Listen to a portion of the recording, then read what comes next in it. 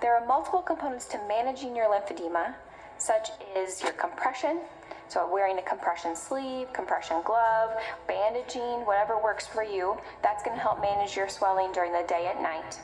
The other component is manual lymph drainage, which is a lymphatic massage technique. And I've created a couple videos for you, and I'll link those below on how you can do self-manual lymph drainage for your right and your left arm. The other crucial component for managing your lymphedema in your arm is exercise. We know that the muscle acts as a pump, and so when you're activating your muscles throughout your arm, you are squeezing that area, which puts compression on the lymphatic vessels to help stimulate them and get fluid moving throughout the area. It is best to do exercise while you're wearing your compression. So whether your compression sleeve or you're bandaged, that compression around the outside with the muscle pump or squeeze in the inside doesn't give a lot of other room in there. So that's going to help move the fluid out of the area or out of the limb. Exercise in any form is wonderful and helpful for your lymphedema, so I want you to find what you enjoy to do. If you are doing your yard work or your chores in your house or you're playing with your kids, all of that's going to be beneficial, so try not to compensate and baby that arm. Use that arm as you normally would. We do encourage you that if you're new to exercise, that you try to slowly build up, that you don't jump right into exercise, that you don't make your muscles really sore, which brings more fluid to the area. In this video, I'm going to go through a specific gentle routine that you can start with. It is pretty light. You don't have to add any weights or resistance. You can add some if you're ready for it. However, this is going to be a light, simple way to start. And it's going to go through a sequence similar to a manual lymph drainage would to pump the muscles in a certain sequence or technique to get the fluid moving more effectively in the right direction. So we're going to go through the full routine, and feel free to join in and follow along. So the first thing we're going to start with is our belly breaths. And so I'm going to have you place your hands on your belly, gently pressing inwards towards your belly. And when you take a deep breath, I want you to feel your belly expand into your hands, but don't let the belly go too far. Try to resist that motion with your hands to put more pressure in there. So hands on your belly, you're going to take a deep breath in, feel your belly expand, and then let it go.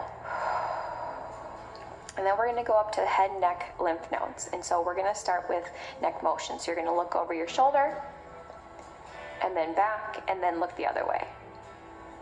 For each of these next movements, we're going to do about 8 to 10 times in each direction, or 8 to 10 times of each movement. If you have a stubborn area, feel free to do a couple more. This is a good place to start. Good. After you've done your neck motions, you can do your shoulder roll. So you're going to bring your shoulders up towards your ears, way back and down, and all the way back down into your back pockets. And you're going to go up all the way and down and back. You want to think about exaggerating that motion, getting as large as you possibly can.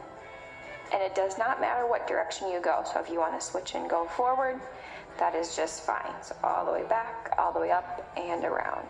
Exaggerating those. Good. Okay. And then we're going to move, we've done the belly, we've done the head, neck, we're going to go towards the armpits or the shoulders. So we're just going to do large circles. You're up, around, and back. So all the way up, all the way around and back. And it's easier to do one arm at a time.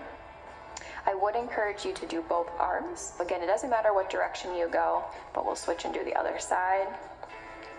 Now, if you have tightness, either still from surgery, from radiation, or from another shoulder injury, you can modify that motion. You don't have to go as high, so you just go with what motion you can tolerate. We just want to go as large as you can without adding more pain. So all the way around, 8 to 10 on both sides. So after we've done the shoulders, okay, we're going to add a little bit more of the trunk on the side. So what I'm going to do is I'm just going to tip over to the side, allow for a stretch here, and then back up. And again, you can do both at the same time, or you can just do one at a time. What I recommend, if you can tolerate it, is to be able to put your hand over your head and then rotate over to the side with that hand. So up and over. That'll give you a nice big stretch. A lot of people are typically tight there, but again, if you need to modify that, you can place your hand behind your head or neck and just point with your elbow up and over, doing the stretches and the motion there. And you can even do both at the same time, one way and then the other. So the next we're going to do is shoulder retraction. So what I'm gonna do, I'm gonna turn to the side. I think about doing a row, so I'm thinking about taking my elbows and squeezing them back down behind me. So you're squeezing your shoulder blades back together. And then what you can do is you can kind of punch out the other way. So I'm exaggerating that punch, and then I'm squeezing all the way back. Punch all the way forward, round out your back a little bit, and back. If you're into yoga, you could do cat and cow for this one. It's the same exact motion. I just want you to exaggerate, opening up the chest, and then pinching it forward. The next one we're gonna do is bicep curls. So again, if you have little weights, 1 to 2 pounds, that works great. But you're gonna straighten your elbows all the way to your sides, bring your hands to your shoulder, bend it to your elbows. So all the way straight, all the way bent. And you're doing bicep curls. Add weight as you can tolerate. A couple pounds a week would be just fine, okay? So 8 to 10 times there. And then we're gonna do wrist pronation, supination as we call it, but you're gonna basically doing rotate back and forth. That's gonna stimulate the forearm. So rotate one way, rotate the other, and you can do it with a straight arm as well. That works, or you can bend the elbow a little bit, whatever feels comfortable. But it's coming more from the forearm region. And then what we're gonna do is we're gonna add the wrists. So you can do wrist circles. If you have any wrist pain, you can just go forward and back. Whatever works well for you. I'm gonna do 8 to 10 times of just big circles, and I might just add a couple up and down, some pumps this way.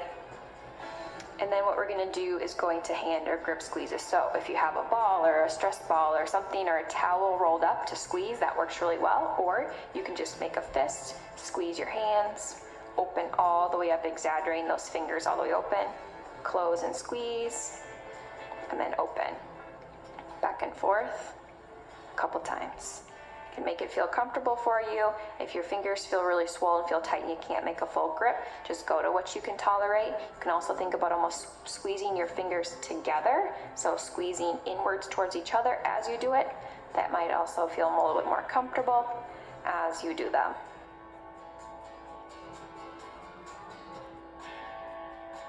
And there's your exercise routine for lymphedema of your arm. If you found this video helpful, please like or comment below. And if you're interested in more strategies or interventions to help manage your lymphedema or your cancer-related symptoms, please feel free to subscribe. Thanks, everyone.